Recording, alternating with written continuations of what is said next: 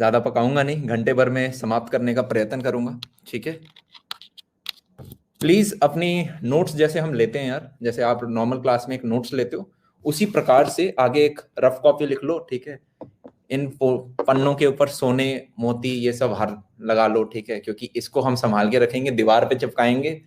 होता क्या है, आप आज सुनोगे पर 7 दिन बाद भूल जाओगे, 10 दिन बाद भूल जाओगे। ठीक है, चीज क्लियर है? तो इसको ध्यान से रखना है।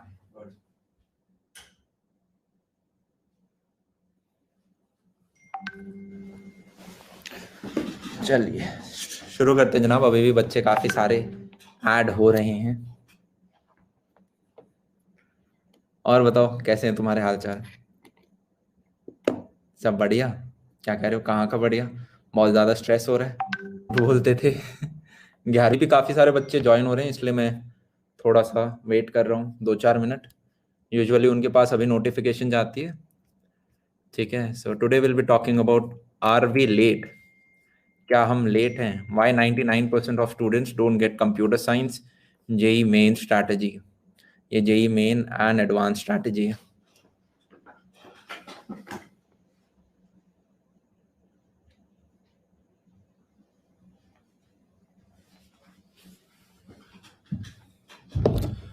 तो आई गेस अब हमें स्टार्ट कर देना चाहिए। सबसे पहले एक लाइन लिख लो यार, सबसे पहले एक लाइन लिख लो। आज जो हम पढ़ने वाले हैं इनके बिना जेई क्लियर नहीं होगा। लिख लो पेज के ऊपर, इनके बिना जेई गारंटीड क्लियर नहीं होगा। क्लियर करने के लिए तो यार ऊपर आपको ऊपर के टॉप लाख रैंक में आना होता है। मैं उस क्लियर की बात नहीं कर रहा, मेरे क्लियर की डेफिनेशन है कि आपको मनचाही ब्रांच नहीं मिल रही होगी। ठीक है, इनके बिना जेई क्लियर नहीं होगा।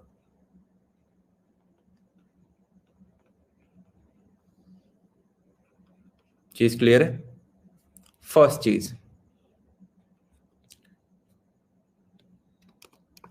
से पहले कुछ मिथ्स हैं जो कि हटाने पड़ेंगे। There are some myths in the market which you have to remove, right?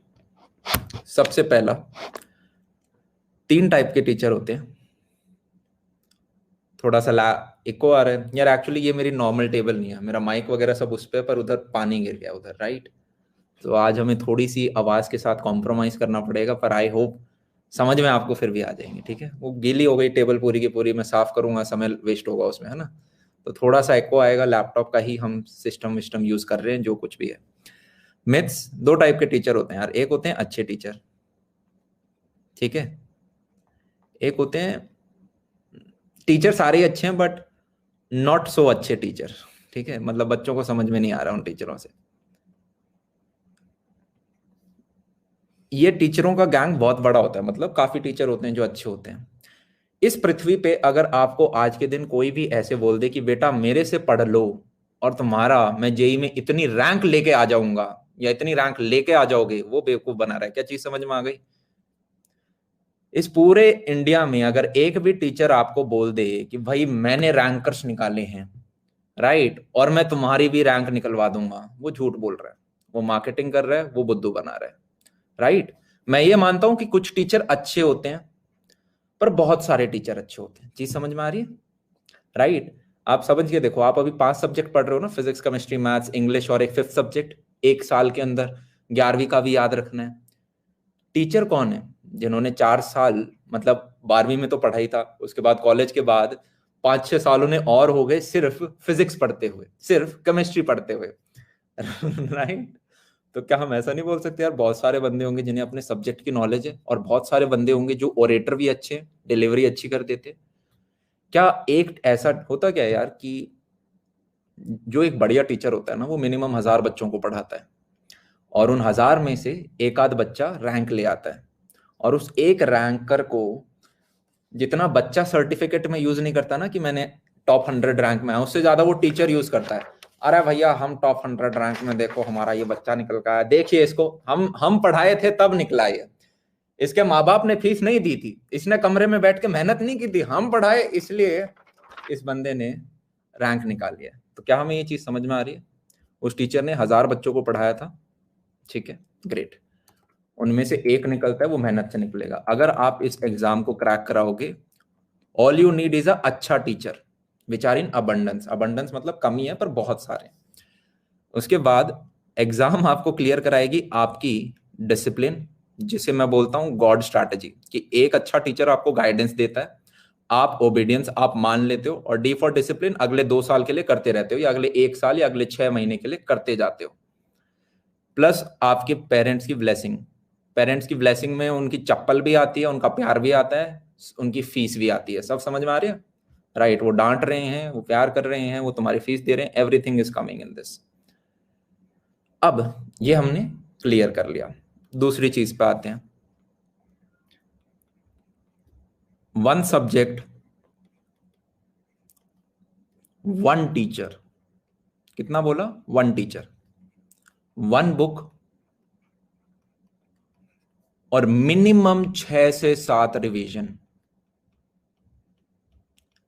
आपको मैं आज बता देता हूं, मैंने लास्ट ईयर के बोर्ड टॉपर का इंटरव्यू लिया था, 15 बार रिवीजन मारा था। यूपीएससी रैंक 19 का इंटरव्यू लिया था, 15 बार रिवीजन मारा था। रैंक 1 यूपीएससी 2015-16, जो एक लड़की थी, मेरे दिमाग से नाम निकल गया, 15 बार। इन सब ने 15 बार बोला है, मैं अपनी तरफ से 15 नहीं, इन्होंने 15 बोला है। और ये हाँ, टीना डाबी। साथ में वो अलग बात है कि इन्होंने 40-40 सैंपल पेपर और दिए हैं। मेरा मानना है हर सैंपल पेपर अपने आप में एक छोटा सा रिवीजन होता है पूरे सिलेबस का, वो अलग छूट गया है। इस एग्जाम में अगर 10 लाख बच्चे बैठते हैं जनाब, तो काफी लाख बच्चे हैं जो कि भाग दौड़ के आखिर तक गिर मरोड़ के अपना सिलेबस खत्म कर लेंगे। सिलेबस खत्म करना इज नॉट द टास्क, खत्म करके 6 से 7 बार रिवाइज करना इज द टास्क। क्या चीज समझ में आ गई? अगर आपने किसी भी चैप्टर का 6 से 7 बार रिवीजन नहीं किया है जनाब, मान के चलना वो आपको मार्क्स नहीं दिलवाएगा एग्जाम में। दो टाइप की चीजें याद रहती हैं यार हमें पेपर से पहले। अगर आज मेरा पेपर है तो मेरे को 2 चीजें याद रहेंगी। पहली, जो मैंने पिछले 3-4 दिनों में पढ़ी है।